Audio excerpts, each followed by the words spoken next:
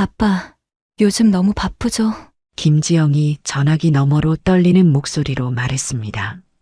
아버지 김철수는 수화기를 꽉 잡고 있었어요.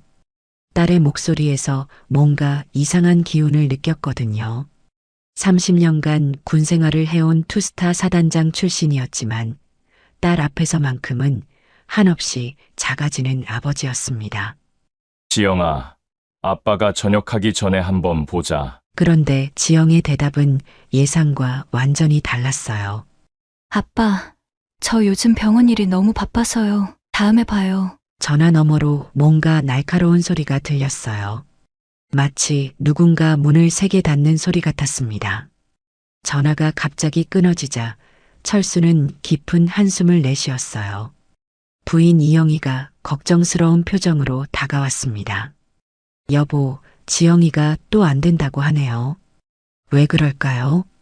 결혼한 지 3년이나 됐는데 우리 딸이 왜 이렇게 연락을 안 하는지 모르겠어요. 예전엔 하루에 한 번씩은 꼭 안부 전화를 했었는데 말이에요. 철수도 고개를 저었어요. 예전엔 일주일에 3번은 집에 왔었는데 말이야. 영희는 찻잔을 내려놓으며 말했습니다. 사위가 우리 딸을 잘 챙겨주는 건 고마운데 너무 딸을 독차지하는 것 같아요. 심지어 지영이 친구들과도 만나지 못하게 한다더라고요. 그 말을 들은 철수의 얼굴이 굳어졌어요. 뭔가 이상하다는 생각이 머릿속을 스쳤습니다. 지영이는 어릴 때부터 아빠와 특별히 가까웠거든요. 중학생 때도 친구들과 놀러 가면서 아빠한테 꼭 전화했고, 대학생이 되어서도 주말마다 집에 와서 아빠와 함께 드라마를 보곤 했어요. 군대 훈련으로 바쁜 와중에도 딸과의 시간만큼은 절대 놓치지 않았던 철수였습니다. 그런 딸이 결혼 후 이렇게 연락을 끊다시피 하는 게 정상일까요? 더 이상해진 건 지영이의 말투였어요. 예전에는 아빠라고 정겨운 목소리로 불렀는데 요즘에는 어색하고 딱딱한 말투로 변해 있었어요. 철수는 다시 지영에게 전화를 걸었습니다. 지영아, 아빠야. 아빠가 전역하기 전에 꼭 한번 보고 싶은데 이번엔 더 이상한 일이 일어났어요. 지영의 목소리가 평소보다 훨씬 작아져 있었고 말 중간중간 멈추는 게 느껴졌거든요. 아빠, 정말 바빠요. 병원에서 야근도 많이 하고 집안일도 해야 하고요. 하지만 철수의 귀에는 뭔가 다른 소리가 들렸습니다. 배경에서 들려오는 텔레비전 소리, 그리고 누군가 방문을 여닫는 소리가 났어요. 지영아, 너 괜찮니? 목소리가 이상한데. 아니에요, 아빠. 감기 기운이 있어서 그래요. 그런데 그때 전화 너머로 남자의 거친 목소리가 선명하게 들렸어요. 누구랑 통화하는 거야? 왜 이렇게 오래 해? 빨리 끊어. 그 목소리에는 명백한 위협이 담겨 있었어요. 그 순간 지영의 목소리가 급해졌습니다. 아빠, 저 끊을게요. 남편이 들어왔어요. 뚝 전화가 끊어졌어요. 철수는 수화기를 내려놓고 깊은 생각에 잠겼습니다. 분명히 뭔가 이상했어요. 지영의 목소리에서 느껴진 공포, 그리고 마지막에 들린 남자 목소리의 위협적인 톤까지. 30년간 수많은 부하들을 지휘해온 철수의 직감이 경고음을 울리기 시작했습니다. 영희야, 나 내일 지영이 병원에 가볼까 생각 중이야. 뭔가 이상해. 영희가 고개를 끄덕였어요. 그게 좋겠어요. 요즘 우리 딸이 너무 이상해요. 사실 저도 며칠 전에 지영이한테 전화했는데 중간에 누군가 소리 지르는 게 들렸어요. 무슨 일 있냐고 물어봤더니 텔레비전 소리라고 하는데 뭔가 달랐어요. 사람이 화내는 소리 같았거든요. 철수는 그 말을 듣고 더욱 의심스러워했습니다. 혹시 사위가 우리 딸을 제대로 대하지 않는 건 아닐까? 그런 생각이 머릿속을 떠나지 않았어요. 생각해보니 결혼식 때도 이상한 일들이 많았어요.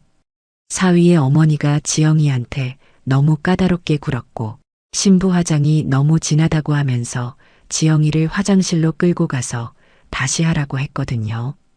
그때도 지영이가 울상을 지었는데 신랑 측 분위기 때문에 아무 말도 못했어요. 결혼 준비 과정에서도 모든 걸 시댁에서 결정했었어요. 신혼집 위치부터 시작해서 가구 배치, 심지어 지영이가 입을 옷까지 간섭했었죠. 그때 철수가 뭔가 이상하다고 느꼈지만 새로운 가족이니까 적응하라고 지영이에게 말했던 게 지금 생각해보니 후회가 되었어요.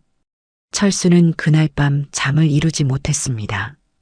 딸에 대한 걱정이 마음을 무겁게 짓눌렀어요.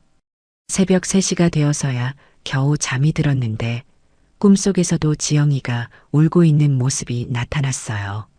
꿈속의 지영이는 온몸에 상처투성이었고 도움을 요청하며 아빠를 향해 손을 뻗고 있었어요. 아빠, 도와주세요.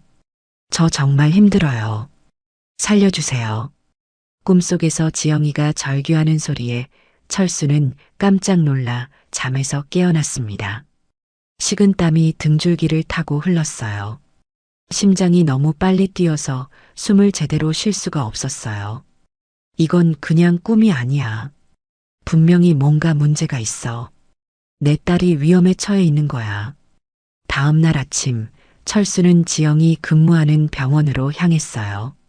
30년 만에 느끼는 불안한 마음이었습니다.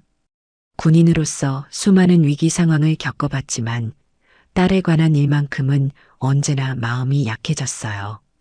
병원 앞에서 철수는 잠시 망설였습니다. 혹시 딸이 부담스러워하면 어떡하지? 하지만 아버지로서의 직감을 무시할 수는 없었어요. 병원 주차장에서 지영이가 나오기를 기다리고 있는데 놀라운 광경을 목격했습니다. 지영이가 병원 뒷문으로 나오는데 걸음걸이가 어색했어요. 마치 어디가 아픈 것처럼 조심스럽게 걷고 있었거든요. 더 충격적인 건 지영이 계속 뒤를 돌아보며 누군가를 경계하는 듯한 모습이었어요. 병원 로비에서 기다리던 철수는 간호사실에서 나온 지영을 직접 마주했을 때 더 큰 충격을 받았습니다. 딸의 얼굴이 많이 야위어 있었을 뿐만 아니라 눈 밑에 진한 다크서클이 생겨 있었거든요. 더 심각한 건 왼쪽 눈가에 희미한 보라색 멍자국이 보였다는 거였어요. 화장으로 가리려고 했지만 철수의 예리한 눈을 속일 수는 없었습니다. 그리고 지영이 목에 두른 스카프 아래로 뭔가 흔적이 보이는 것 같았어요. 지영아, 철수가 부르자 지영이 깜짝 놀라며 뒤돌아봤어요. 마치 누군가에게 들킬까봐 두려워하는 모습이었습니다. 아빠, 왜 여기에? 어떻게 알고 왔어요? 누가 말했어요? 지영의 목소리에는 당황함과 함께 뭔가 절망적인 기색이 섞여 있었어요. 철수는 딸에게 다가가며 자세히 살펴봤습니다. 얼굴도 그렇고 전체적으로 기운이 없어 보였어요. 예전에 통통했던 뺨은 쏙 들어가 있었고 항상 밝게 빛나던 눈동자도 생기를 잃어 있었습니다. 뭔가 무거운 짐을 지고 있는 것처럼 어깨가 처져 있었고 손톱은 깊숙이 물어뜯어져 있었어요. 너 많이 힘들어 보인다. 괜찮니? 제대로 먹고 있어? 지영이 억지로 웃으며 대답했어요. 괜찮아요, 아빠. 그냥 요즘 일이 많아서요. 야근도 많이 하고 해서 피곤한 거예요. 하지만 철수의 눈에는 딸의 강제된 미소가 역력히 보였습니다. 30년간 군 생활을 하면서 부하들의 거짓말을 간파하는 법을 터득한 철수였거든요. 그때 지영의 선배 간호사가 다가왔어요. 어머, 사단장님 아니세요? 정혜진이라는 40대 중반의 여성이었습니다. 지영이가 아버지 자랑을 많이 했거든요. 그런데 혜진의 표정이 심상치 않았어요. 지영을 바라보는 눈빛에 걱정이 가득했거든요. 철수는 정중하게 인사했어요. 안녕하세요. 우리 지영이가 신세 많이 지죠? 혜진이 잠시 지영을 바라보더니 의미심장한 표정으로 말했습니다. 사단장님, 잠시 따로 얘기 좀 할 수 있을까요? 중요한 일이 있어서요. 지영이 깜짝 놀라며 급히 끼어들었어요. 선배, 뭔 얘기를요? 괜찮아요. 별일 아니에요. 아빠도 바쁘실 텐데요. 지영의 목소리에는 명백한 공포가 섞여 있었어요. 마치 무언가가 발각될까봐 두려워하는 것 같았습니다. 혜진이 지영의 어깨를 가볍게 두드렸습니다. 지영아, 내가 혼자 감당하기엔 너무 힘들어 보여. 아버님이 걱정하시는 게 당연해. 우리가 도와야 해. 그 말을 들은 철수의 얼굴이 굳어졌어요. 도와야 한다는 말이 무슨 뜻이냐?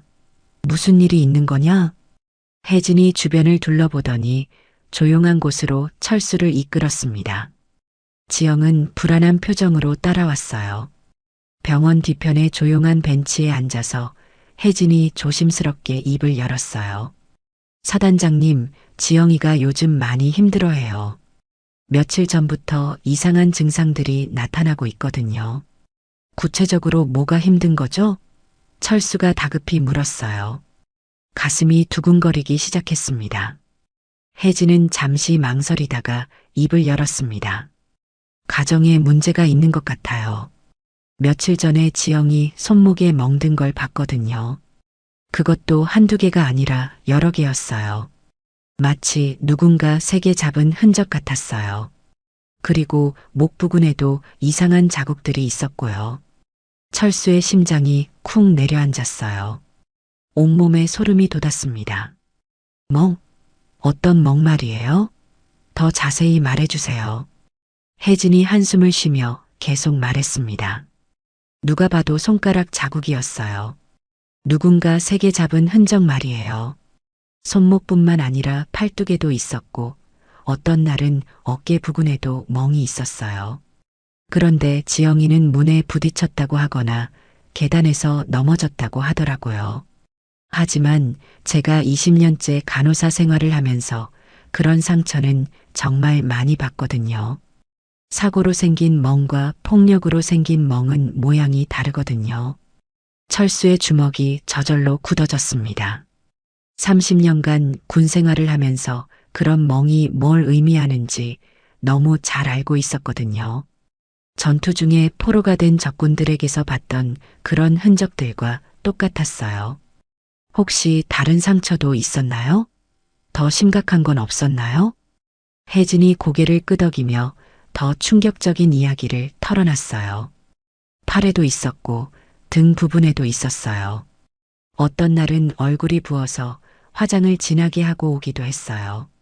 그리고 가끔 절뚝거리며 걷는 날도 있었고요. 지영이가 화장실에서 우는 소리를 들은 적도 있어요. 그런데 지영이가 절대 말하지 말라고 해서요. 제가 괜히 나서서 말해도 되는 건지 고민이 많았어요. 하지만 더 이상 지켜볼 수가 없었어요.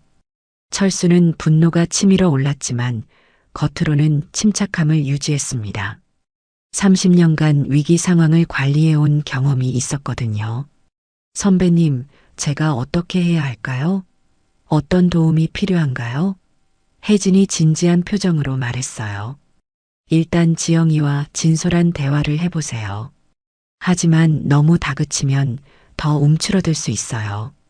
가정폭력 피해자들은 자신을 보호하기 위해 거짓말을 하게 되거든요. 특히 가족들한테는 더 그래요. 부끄럽다고 생각하고 자신 때문에 가족들이 걱정할까봐 숨기려고 해요.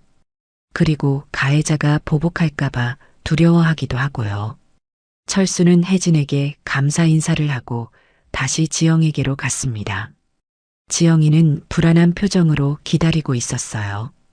손톱을 물어뜯으며 계속 주변을 둘러보고 있었습니다. 지영아, 아빠랑 저녁 먹자. 오랜만에 둘이서 예전처럼 삼겹살집에 가서 맛있는 거 먹으면서 이야기하자. 지영이 당황하며 손사래를 쳤어요. 아빠, 저 집에 가야 해요. 남편이 기다려요. 늦으면 안 돼요. 정말 안 돼요.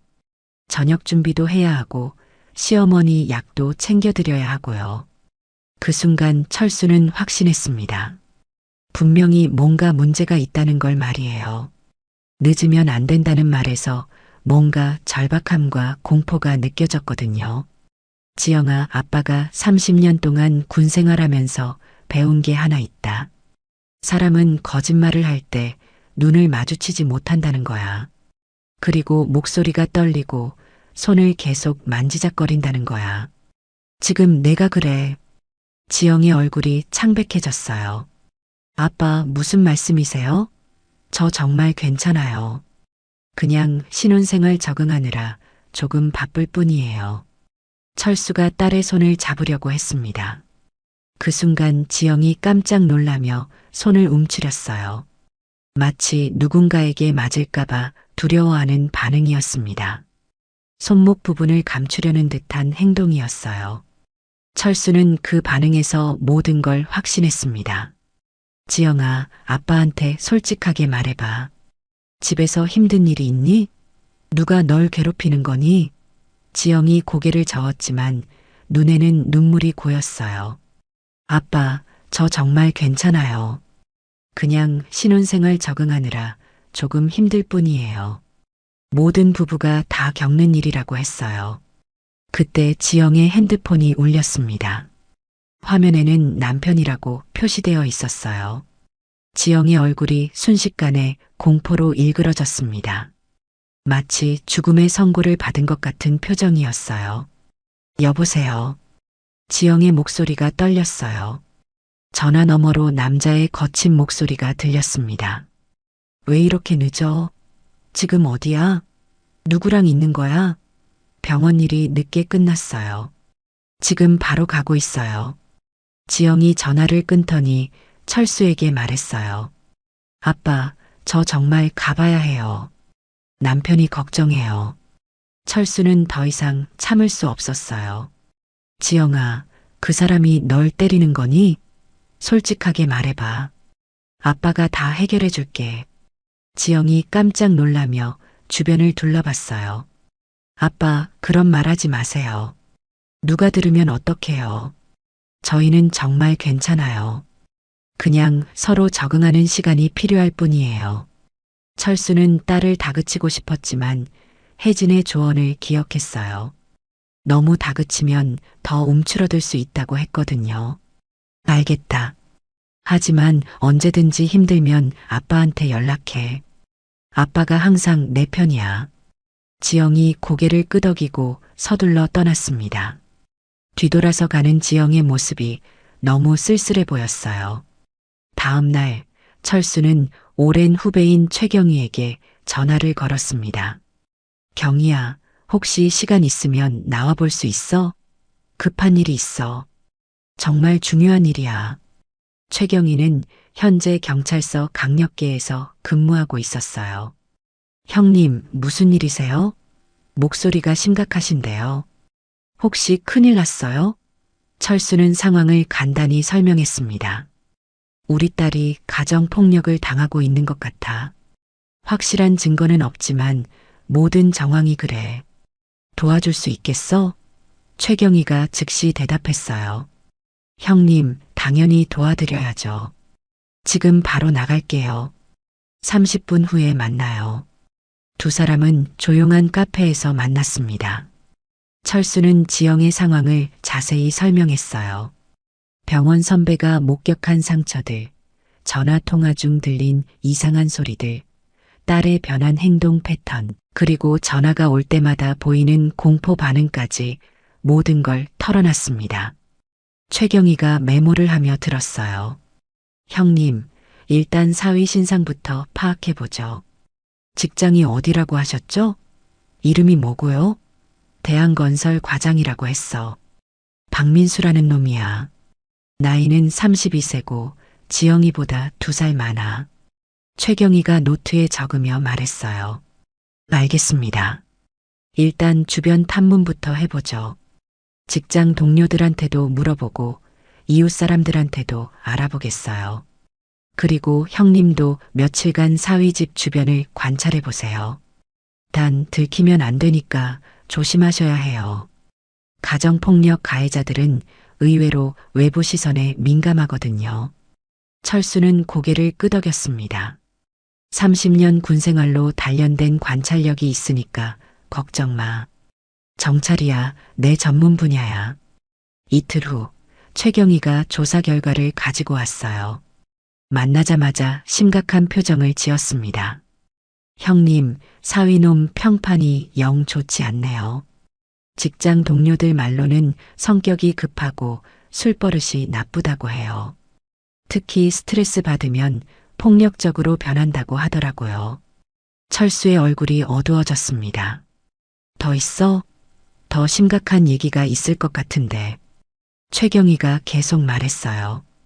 회식 자리에서 후배들한테 소리 지르고 스트레스 받으면 물건 집어던진다고 하네요. 그리고 술 마시면 아내 욕을 한다고 동료가 증언했어요. 심지어 며느리 때문에 스트레스 받는다고 하소연한 적도 있다더군요.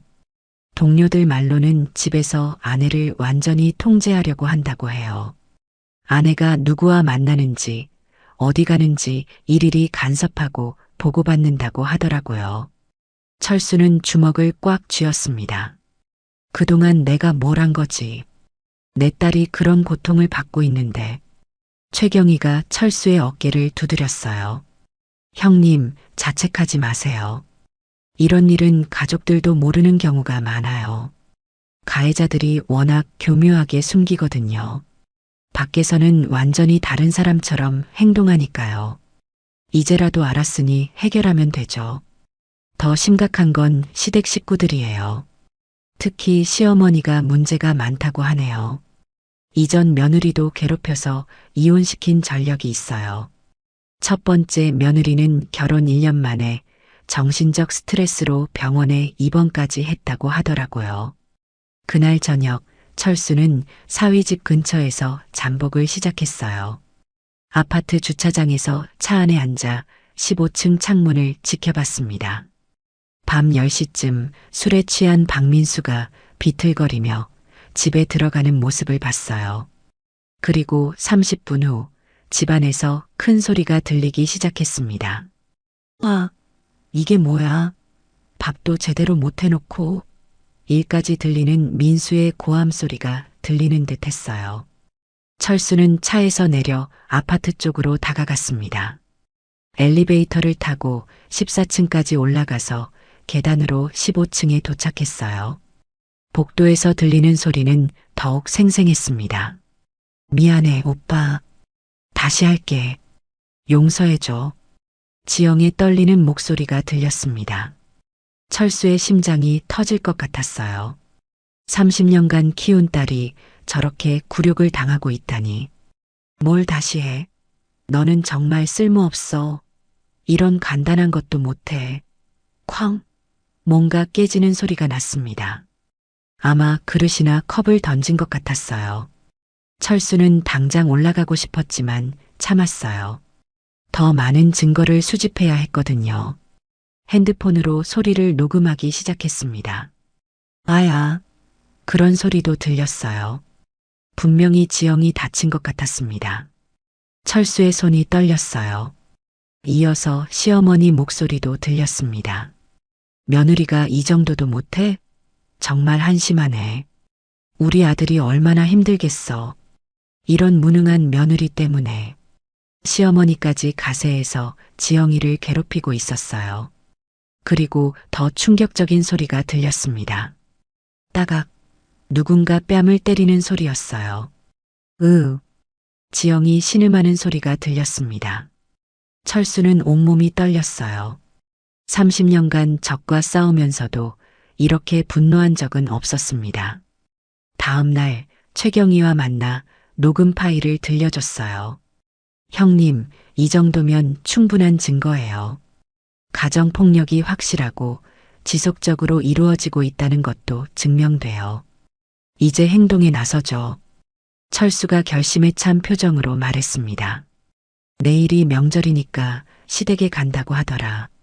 그때 직접 확인해 보겠어. 최경희가 걱정스러운 표정을 지었어요. 형님, 혹시 충동적으로 행동하시면 안 돼요. 법적 절차를 밟아야 해요. 가정폭력은 현행범이 아니면 처벌이 어려운 경우가 많거든요. 그리고 가해자를 자극하면 피해자가 더 위험해질 수 있어요. 철수는 최경희를 안심시켰습니다. 30년 군 생활이 헛된 게 아니야. 감정적으로 행동하지 않을 테니 걱정 마. 하지만 내 딸을 구해내는 게 우선이야. 명절 당일 철수는 지영의 시댁댁 근처에 도착했습니다. 아파트 경비실에서 택배기사로 위장하고 15층을 관찰했어요. 경비원한테 택배 확인한다고 하고 엘리베이터를 탔습니다. 오후 1시쯤 집안에서 큰 소리가 들리기 시작했어요. 이게 뭐야? 음식도 제대로 못 만들어 놓고. 민수의 아버지 박대호의 목소리였어요. 며느리가 이 정도밖에 못해? 명절 음식을 이따위로 해와? 우리 집안 체면이 말이 아니야. 시어머니 박순자의 날카로운 목소리가 이어졌습니다. 철수는 계단을 이용해서 15층 복도에 숨어서 귀를 기울였어요. 죄송해요, 어머님. 다시 만들어 드릴게요. 새벽 4시부터 준비했는데 부족했나 봐요. 정말 죄송해요. 지영의 떨리는 목소리가 들렸습니다. 뭘 다시 만들어? 명절인데 이런 음식을 가져와? 우리 집안 체면이 말이 아니야. 동네 사람들이 뭐라고 하겠어. 순자의 고함 소리가 복도까지 울렸어요. 철수는 문틈으로 살짝 들여다봤습니다.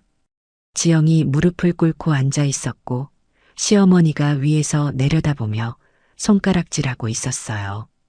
정말 한심하다, 한심해. 간호사가 뭐 대단한 줄 알았더니 요리도 제대로 못하고 집안일도 엉망이고 어떻게 이런 며느리를 뒀을까. 순자가 계속 독설을 퍼부었습니다. 그때 민수가 부엌에서 나왔어요. 손에는 접시 조각을 들고 있었습니다. 엄마 말이 맞아. 이런 음식을 어떻게 가져와? 창피해서 어떡해. 친척들이 뭐라고 하겠어. 민수가 지영의 뺨을 세게 때렸습니다. 철수의 눈앞이 빨갛게 변했어요. 30년간 군 생활을 하면서도 이런 분노는 처음이었습니다. 미안해, 오빠. 정말 미안해. 제가 잘못했어요. 다시는 이런 일 없을게요. 지영이 울면서 사과했어요. 뺨이 빨갛게 부어올라 있었습니다. 미안하긴 뭘 미안해. 너 같은 며느리 때문에 우리 집안 망신이야.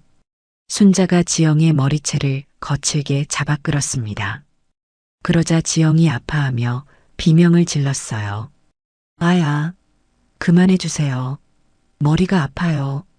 더 심각한 건 민수의 행동이었어요. 지영이 바닥에 떨어뜨린 음식을 집어서 지영이 얼굴에 던졌거든요. 이걸 다시 만들어. 혀로 할려서라도 다시 만들어. 철수는 더 이상 참을 수 없었어요. 30년간 쌓아온 군인으로서의 자제력이 한순간에 무너졌습니다. 지영아, 철수가 현관문을 박차고 들어갔습니다. 문이 벽에 부딪히는 큰 소리와 함께 집안이 순식간에 조용해졌어요. 박민수 가족들이 모두 얼어붙었습니다. 아빠, 지영이 놀란 눈으로 아버지를 바라봤어요. 머리는 헝클어져 있고 뺨은 빨갛게 부어 있었습니다. 얼굴에는 음식 찌꺼기까지 묻어 있었어요. 철수는 딸에게 다가가 조심스럽게 일으켜 세웠어요. 괜찮니, 지영아? 아빠가 왔어. 지영의 뺨에는 선명한 손바닥 자국이 있었고 목에도 멍자국이 보였습니다. 팔에는 손톱으로 긁힌 자국까지 있었어요. 철수의 눈에서 차가운 빛이 났어요. 30년간 수많은 부하들을 지휘해온 카리스마가 온 집안을 압도했습니다. 누가 내 딸을 때렸나? 철수의 목소리는 얼음처럼 차가웠어요. 민수가 당황하며 변명했습니다.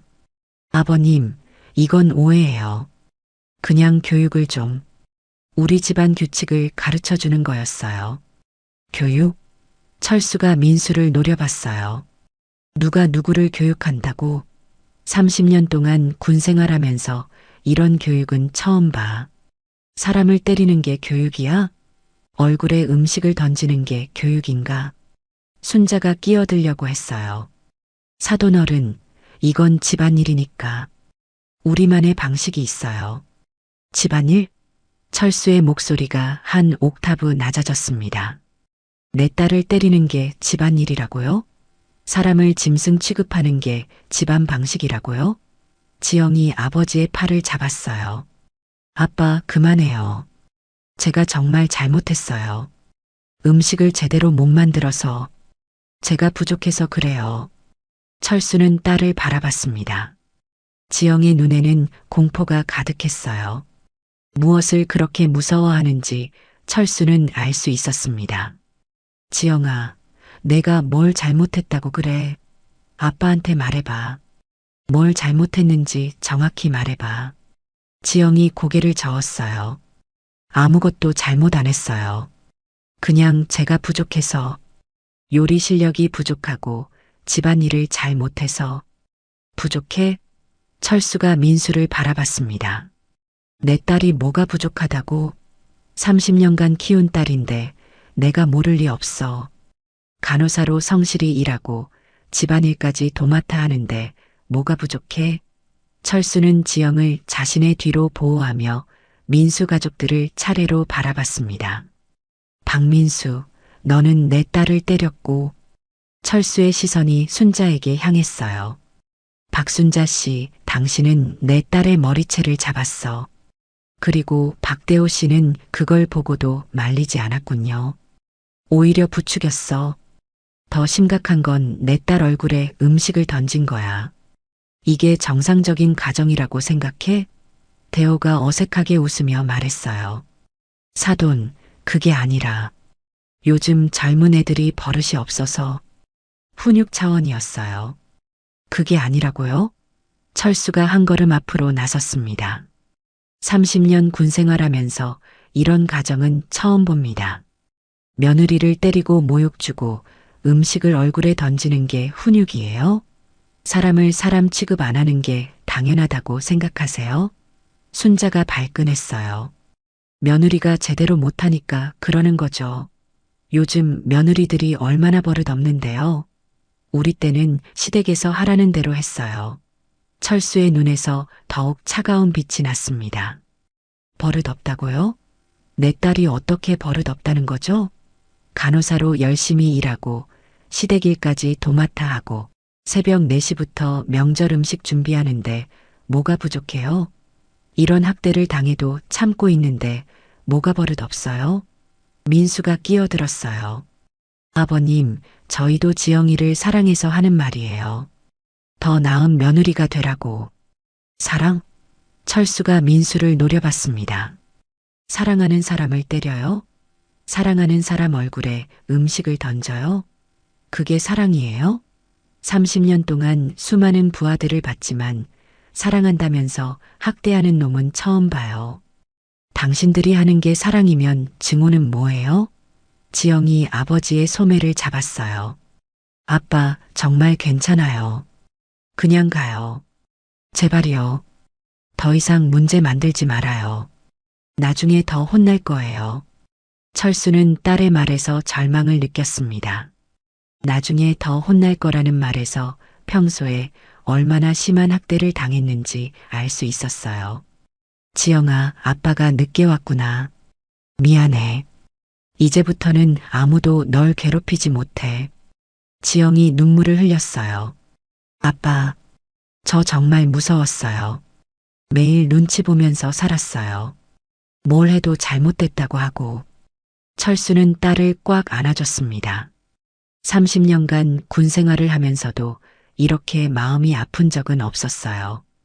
괜찮아, 지영아. 이제 아빠가 지켜줄게. 더 이상 이런 일은 없을 거야. 민수가 불안한 표정으로 말했어요. 아버님, 저희가 과했습니다. 앞으로는 잘하겠어요. 지영이도 저희 가족이니까 잘 챙기겠습니다. 철수가 민수를 바라봤습니다. 과했다고요? 과한 정도가 아니에요. 이건 범죄예요. 30년 군 생활하면서 배운 게 하나 있어요. 잘못을 인정하는 사람과 변명하는 사람은 다르다는 거예요. 당신들은 지금도 변명하고 있어요.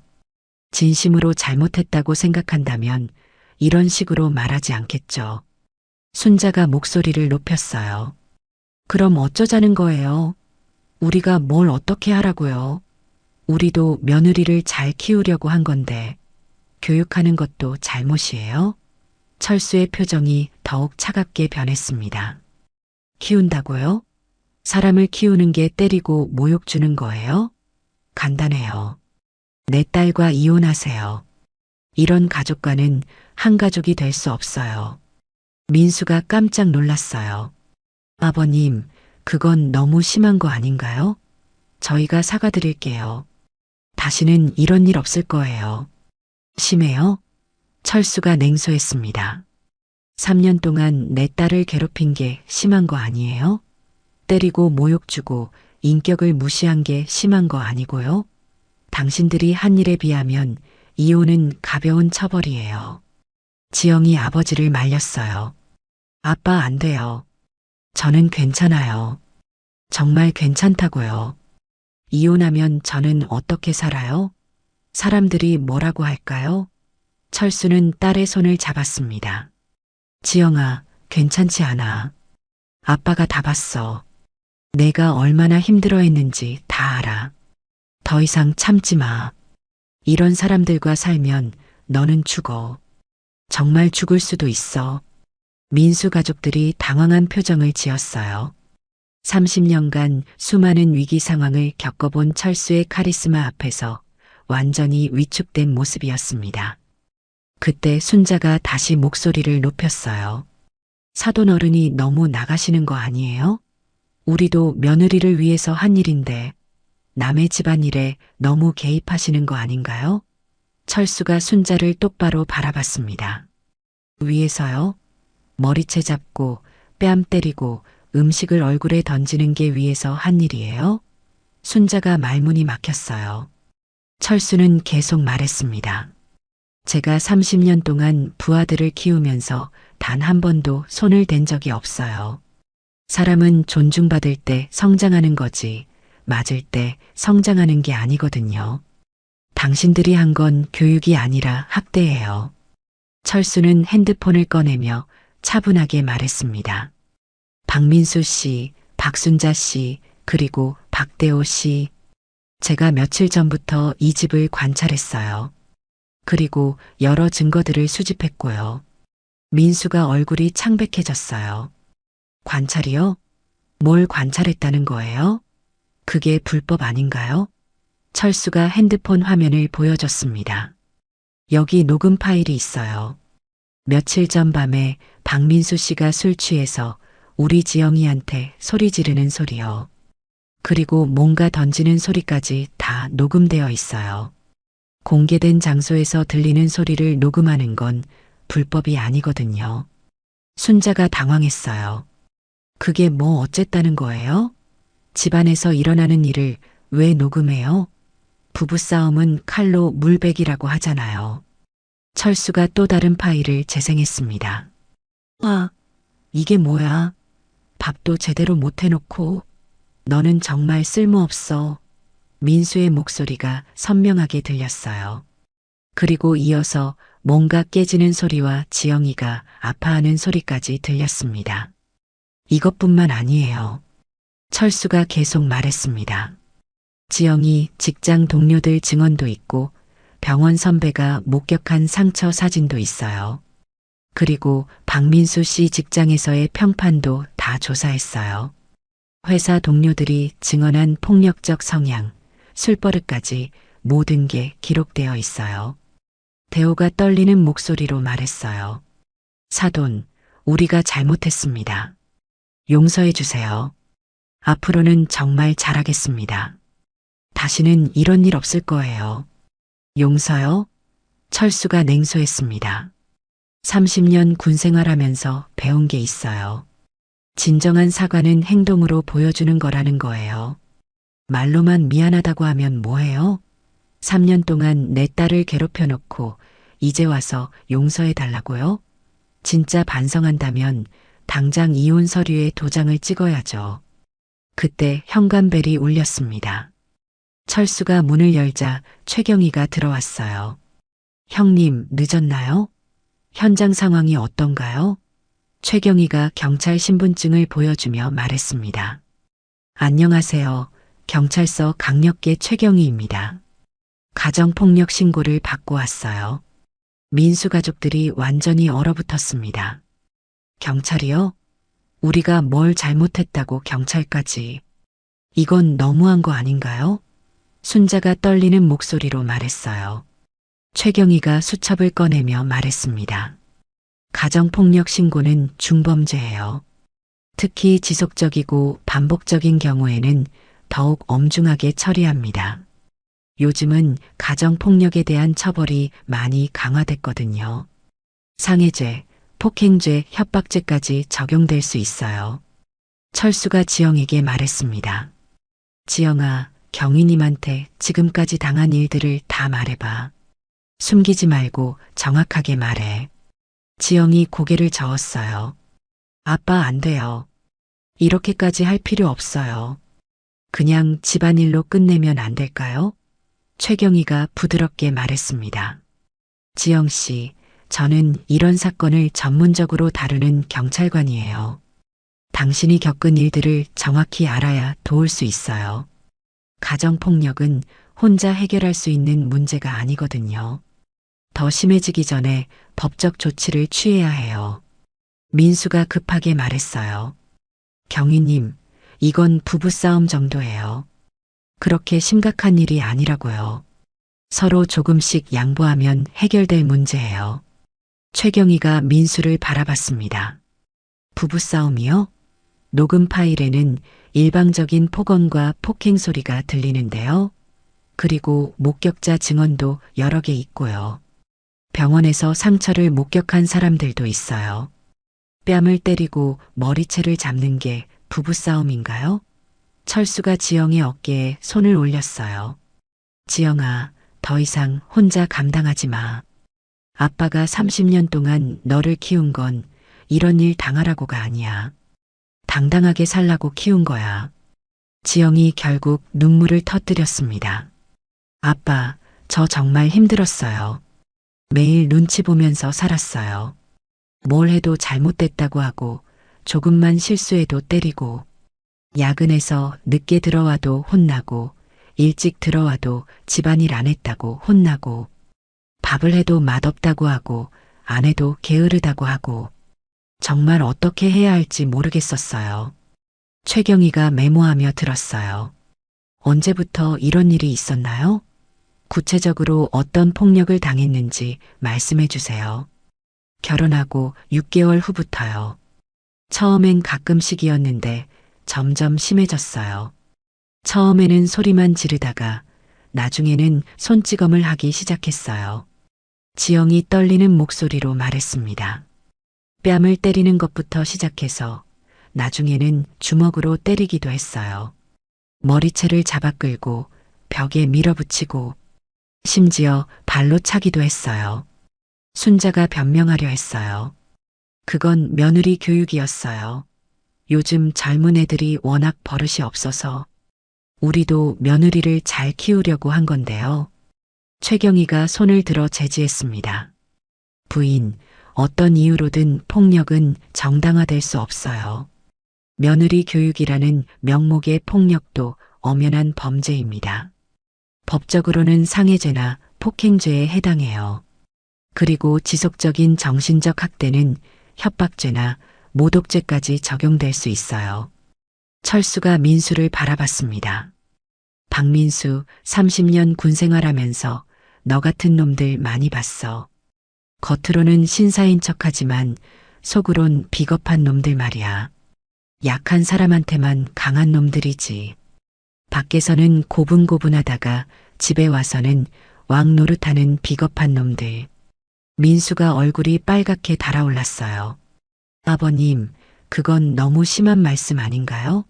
저도 스트레스가 많아서 회사 일도 힘들고 심해? 철수가 냉소했습니다. 3년 동안 내 딸 괴롭힌 게 심한 거야. 내 말이 심한 거야? 스트레스? 누구에게 스트레스 없어? 그런다고 사람을 때려도 되는 거야?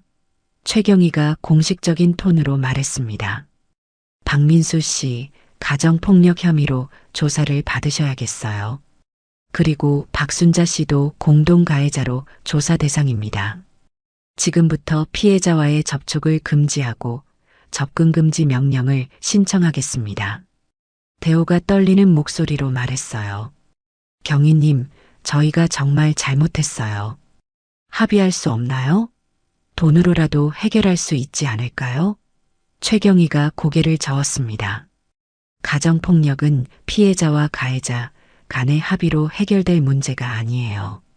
법적 절차를 밟아야 합니다. 특히 지속적인 가정폭력의 경우 더욱 엄중하게 처리됩니다. 돈으로 해결될 문제가 아니에요. 철수가 지영에게 말했습니다. 지영아, 이제 그만 참아. 아빠가 있으니까 두려워하지 마. 더 이상 이런 일은 없을 거야. 지영이 고개를 끄덕였어요. 네, 아빠. 이제 진실을 다 말할게요. 더 이상 숨기지 않을게요. 일주일 후, 철수는 지영과 함께 변호사 사무실에 앉아 있었습니다. 변호사가 서류를 정리하며 말했어요. 이혼 소송은 순조롭게 진행될 것 같습니다. 증거도 충분하고 증인도 많으니까요. 가정폭력 사실이 명확하니 위자료도 상당히 받을 수 있을 거예요. 그리고 박민수 씨는 회사에서도 징계를 받을 예정이에요. 요즘 기업들이 직원의 가정폭력에 대해서는 무관용 원칙을 적용하거든요. 지영이 불안한 표정으로 물었어요. 위자료는 얼마나 받을 수 있을까요? 그리고 정말 안전할까요? 혹시 보복하지 않을까요? 변호사가 고개를 끄덕였습니다. 최소 5천만 원에서 8천만 원 정도는 받을 수 있어요. 가정폭력에 대한 정신적 피해 보상과 3년간의 고통에 대한 배상까지 포함해서요. 그리고 접근금지 명령이 내려졌으니 법적으로 보호받을 수 있어요. 만약 접근하면 즉시 구속될 수 있거든요. 그때 철수의 핸드폰이 울렸어요. 혜진 선배였습니다. 사단장님, 지영이 어떻게 지내요? 걱정이 되어서요. 병원에서도 지영이 얘기가 많이 나와요. 철수가 대답했어요. 덕분에 잘 지내고 있어요. 선배님이 용기 내서 말해주신 덕분이에요. 정말 감사합니다. 다른 피해자들도 많이 도와주셨다면서요? 혜진이 안도의 한숨을 쉬었어요. 다행이에요. 지영이가 그동안 너무 힘들어했거든요. 병원에서도 실수가 늘고 집중을 못하더라고요. 심지어 환자한테 실수할 뻔한 적도 있었어요. 밤에 자다가 깨서 우는 소리도 들었고요. 정말 심각한 상황이었어요. 변호사 사무실을 나온 후 철수와 지영은 카페에 앉았습니다. 지영이 아버지에게 말했어요. 아빠, 제가 왜 진작 말하지 못했는지 아세요? 그동안 얼마나 괴로웠는지. 철수가 딸의 손을 잡았습니다. 왜였을까? 말해봐, 지영아. 부끄러웠어요. 아빠가 그렇게 자랑스러워하던 딸이 맞고 살고 있다는 게 부끄러웠어요. 그리고 무서웠어요. 이혼하면 사람들이 뭐라고 할까 봐서요. 실패한 여자라고 손가락질할까 봐서요. 그리고 정말 죽을 것 같이 무서웠어요. 보복당할까 봐서요. 철수의 눈에 눈물이 맺혔어요. 지영아, 그건 내 잘못이 아니야. 아빠가 미안해. 더 일찍 알아챘어야 했는데, 더 자주 연락하고 더 관심을 가져야 했는데. 지영이 고개를 저었어요. 아빠 잘못이 아니에요. 제가 너무 잘 숨겼거든요. 매번 괜찮다고 거짓말했고요. 화장으로 멍자국도 가리고 웃는 척하면서 연기했어요. 심지어 아빠한테 거짓말하는 것도 연습했어요. 들키면 더 심하게 맞을까 봐서요. 그때 최경희가 카페로 들어왔습니다. 형님, 지영 씨, 좋은 소식이 있어요. 정말 좋은 소식이에요. 뭔 소식이에요? 철수가 궁금해했어요. 박민수가 회사에서 해고됐어요. 직장 내에서도 문제가 많았던 모양이에요. 가정폭력 사건이 알려지면서 회사에서도 조치를 취한 거죠. 그리고 박순자도 동네에서 완전히 왕따가 됐다고 하네요. 아파트 분여회에서도 퇴출됐고요. 지영이 놀란 표정을 지었어요. 정말요? 그렇게까지 됐다고요? 최경희가 고개를 끄덕였습니다. 요즘은 가정폭력에 대한 사회적 인식이 많이 바뀌었어요. 회사에서도 그런 직원을 그냥 두지 않죠. 특히 대기업일수록 더 엄격해요. 브랜드 이미지에 타격을 주니까요. 그리고 동네에서도 그런 가족과는 어울리지 않으려고 해요. 철수가 최경희에게 감사 인사를 했어요. 경희야, 정말 고마워. 내 도움 없었으면 어떻게 될 뻔했을까? 최경희가 웃으며 말했습니다. 형님, 당연한 일 했을 뿐이에요. 지영 씨 같은 분이 당당하게 살 수 있도록 돕는 게 제 일이니까요. 그런데 더 좋은 소식이 있어요. 박민수 일가가 아파트를 팔고 다른 동네로 이사 간다고 하네요. 완전히 도망가는 거죠. 며칠 후 혜진이 지영에게 연락했어요. 지영아, 우리 병원 새로 오신 의사 선생님이 있는데 정말 좋은 분이야. 한번 소개해 줄까? 이혼 경험도 있으시고 정말 따뜻한 분이야. 지영이 당황했어요. 선배, 아직 이혼도 안 끝났는데요. 그리고 저는 당분간 연애 생각 없어요. 혜진이 웃었어요. 친구로 만나라는 거야. 너 같은 좋은 사람이 평생 혼자 살 순 없잖아. 그분도 비슷한 경험이 있어서 너를 이해할 수 있을 거야. 서두르지 말고 천천히 친구부터 시작하면 돼. 철수가 옆에서 듣고 있다가 말했어요. 지영아, 선배 말이 맞아. 너는 행복할 자격이 있어. 급하게 생각하지 말고 좋은 사람들과 만나면서 마음을 치유해야 해. 하지만 무엇보다 내가 원하는 대로 해. 아빠는 항상 내 편이야. 지영이 아버지를 바라봤습니다. 아빠, 저는 당분간 아빠랑 같이 살고 싶어요. 30년 만에 아빠와 제대로 된 시간을 보내고 싶어요. 그동안 못다한 이야기도 많이 하고 싶고요. 철수가 딸을 안아줬어요. 그래, 우리 오래오래 함께 지내자. 아빠도 전역하고 나면 시간이 많을 테니까 딸이랑 많은 추억 만들자. 6개월 후 철수는 저녁식을 마치고 집으로 돌아왔습니다. 거실에서는 지영이 저녁 준비를 하고 있었어요. 예전과는 완전히 다른 모습이었습니다. 얼굴에는 미소가 가득했고 움직임도 자유롭고 당당했어요. 살도 오르고 건강해 보였습니다. 아빠 어서 와요. 오늘 아빠가 좋아하는 김치찌개 끓였어요. 그리고 삼겹살도 구워둔 게 있어요.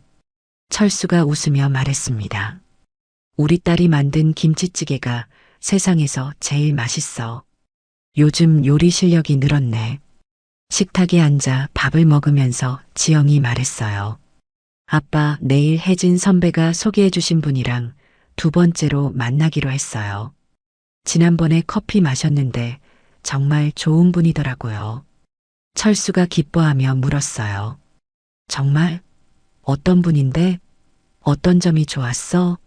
소아과 의사 선생님이에요. 환자들한테 정말 친절하시고 성격도 온화하세요. 제가 힘들었던 경험을 이야기했는데 전혀 판단하지 않고 들어주시더라고요. 본인도 비슷한 경험이 있어서 저를 이해해 주시고요. 무엇보다 제가 하고 싶은 일을 지지해 주세요. 철수가 딸의 머리를 쓰다듬었습니다. 그래, 좋은 사람이면 아빠도 언젠가 만나보고 싶다. 하지만 서두르지 마. 내가 정말 좋아하는 사람이어야 해. 지영이 웃었어요. 아빠가 무서워하실 텐데요. 투스타 사단장 출신이라고 하면. 그런데 그분이 군대 출신이라고 전혀 무서워하지 않으시더라고요. 오히려 존경한다고 하시면서 아버지께 인사드리고 싶다고 하셨어요. 철수가 웃으며 말했습니다. 그래, 그럼 괜찮은 사람이네. 좋은 사람이라면 환영이야. 하지만 내 딸 잘못 건드리면 가만 안 둘 테니까 각오하라고 해. 그때 영희가 시장에서 돌아왔어요. 여보, 지영아, 뭔 얘기하는 거예요? 그렇게 즐거워 보이는데. 지영이 어머니에게 말했습니다. 엄마, 저 좋은 분 만나고 있어요. 의사 선생님이신데 정말 좋은 분이에요. 영희가 기뻐하며 박수를 쳤어요. 정말? 우리 지영이가 드디어 새 출발하는구나. 다행이다. 정말 다행이야. 철수가 부인의 손을 잡았습니다. 여보, 우리가 지영이를 다시 잃을 뻔했네. 정말 아찔한 일이었어. 영희가 고개를 끄덕였어요. 당신이 용기 내서 나서지 않았으면 어떻게 됐을까 생각하면 정말 무서워요. 우리 딸이 정말 큰일 날 뻔했어요. 지영이 부모님을 바라봤습니다. 아빠, 엄마, 정말 감사해요.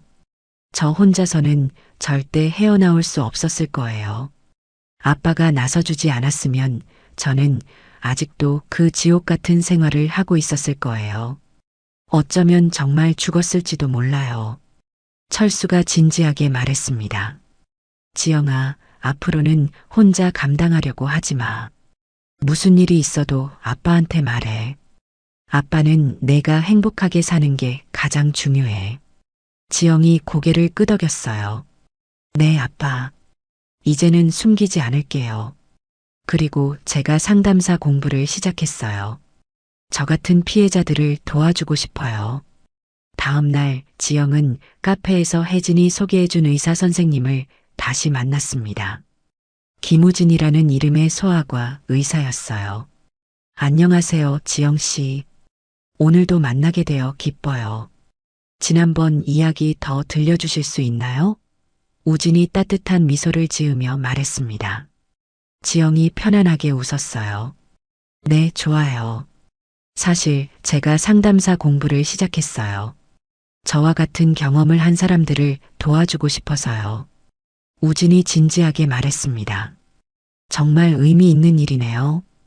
본인의 아픈 경험을 다른 사람을 위해 사용하는 거잖아요. 존경스러워요. 저도 그런 분들을 많이 만났는데 정말 대단한 용기라고 생각해요. 지영이 감동받았어요. 이런 지지를 해주는 사람은 정말 처음이었거든요. 감사해요. 이렇게 이해해 주셔서. 그날 저녁 지영은 아버지에게 만남 소식을 자세히 전했어요. 아빠, 정말 좋은 분이에요. 제 과거를 알고도 전혀 부담스러워하지 않으시고 오히려 제가 하려는 일을 응원해 주세요. 그리고 아버지께 정식으로 인사드리고 싶다고 하시더라고요. 철수가 딸의 밝은 표정을 보며 흐뭇해했습니다. 그래, 그럼 이번 주말에 집으로 초대해봐. 제대로 만나보자. 좋은 사람인지 아빠가 직접 확인해보고 싶어. 일요일 오후 김우진이 지영의 집을 방문했습니다. 꽃다발과 과일 바구니를 들고 와서 정중하게 인사했어요. 안녕하세요, 사단장님. 지영 씨께 많은 얘기 들었습니다. 정말 존경합니다. 철수가 우진을 자세히 살펴봤어요. 첫인상이 좋았습니다. 눈빛이 진실하고 말투도 정중했어요. 반갑습니다. 우리 지영이가 신세 많이 지죠? 우진이 진심 어린 목소리로 말했어요. 신세는요. 오히려 제가 지영 씨께 많이 배우고 있어요. 힘든 상황을 이겨낸 용기, 그리고 그 경험을 다른 사람을 위해 사용하려는 마음이 정말 대단해요. 저도 비슷한 경험이 있어서 더 잘 알 수 있어요. 가족들이 함께 저녁을 먹으며 이야기를 나눴습니다. 우진은 자연스럽게 가족들과 어울렸고 지영을 배려하는 모습이 곳곳에서 보였어요. 저녁 후 우진이 떠나면서 철수에게 말했어요. 사단장님, 지영 씨는 정말 소중한 분이에요. 제가 잘 지켜드리겠습니다.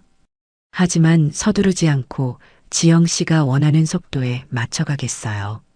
철수가 우진의 손을 잡았어요. 고맙습니다. 우리 지영이 잘 부탁해요. 그런데 혹시 우리 딸한테 상처 주면 가만 안 둡니다. 우진이 웃으며 대답했어요. 당연히 그러셔야죠. 저도 그런 아버지가 되고 싶어요.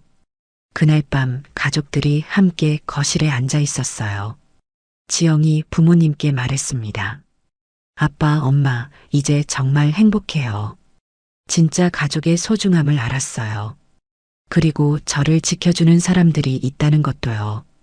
앞으로는 당당하게 살 거예요. 철수가 딸과 부인의 어깨에 팔을 올렸습니다. 우리 가족은 앞으로도 늘 함께야. 무슨 일이 있어도 서로 지켜주자. 그리고 다른 어려움에 처한 가족들도 도와주자. 영희가 남편과 딸을 바라보며 말했어요. 정말 다행이에요. 우리 지영이가 이렇게 밝게 웃을 수 있게 돼서 새로운 사랑도 만나고 하고 싶은 일도 찾고. 석양이 지는 거실에서 세 사람이 함께 앉아 있었습니다. 30년 군 생활을 마친 아버지, 새로운 시작을 당당하게 준비하는 딸, 그리고 가족을 위해 늘 기도하는 어머니. 진정한 가족의 사랑이 무엇인지 보여주는 따뜻한 모습이었어요. 지영이 창문 밖 노을을 바라보며 혼잣말했습니다. 이제 정말 새로운 시작이에요. 과거의 상처는 다른 사람들을 도와주는 힘이 될 거예요. 철수가 딸의 말을 들으며 마음속으로 다짐했어요. 앞으로 평생 내 딸을 지켜주겠다고, 그리고 세상의 모든 딸들이 당당하게 살 수 있도록 도와주겠다고 말이에요.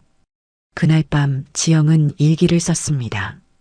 오늘이 진짜 내 인생의 새로운 시작인 것 같다. 아빠가 구해주신 덕분에 이제 정말 자유롭게 살 수 있게 됐다. 앞으로는 나와 같은 피해자들을 도와주는 일을 하면서 진정한 사랑도 만들어가고 싶다. 무엇보다 가족의 소중함을 절대 잊지 않을 것이다. 오늘 이야기가 좋으셨다면 구독과 댓글, 알람 설정 잊지 마시고 소중한 댓글 하나가 정말 큰 힘이 됩니다. 시청해 주셔서 진심으로 감사드립니다.